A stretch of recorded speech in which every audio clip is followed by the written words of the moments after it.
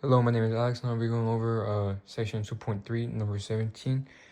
Determine if the columns of the given matrix A span the appropriate Rn. If you can give the explanation without computing, then do so. And so, the matrix that I was given, since there's 3 rows, I'm assuming we're trying to find if the matrix spans R to the 3.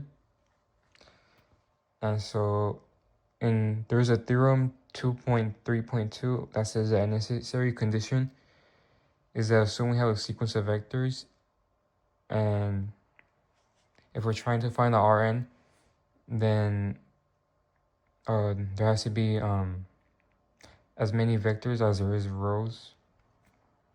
And so, for example, there's 3 vectors and there's 3 rows, so that passes this necessary condition.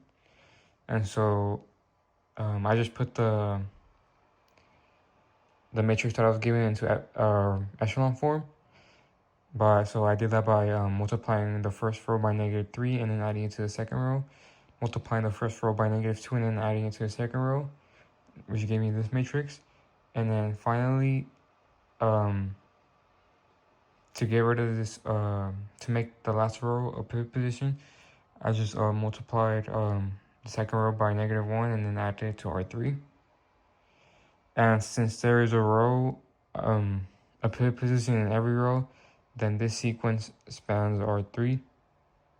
And in the textbook, it also states that columns of a matrix span Rn if the matrix has a pivot position in every row when reduced to echelon form. And that's the case because we get the diagonal ones.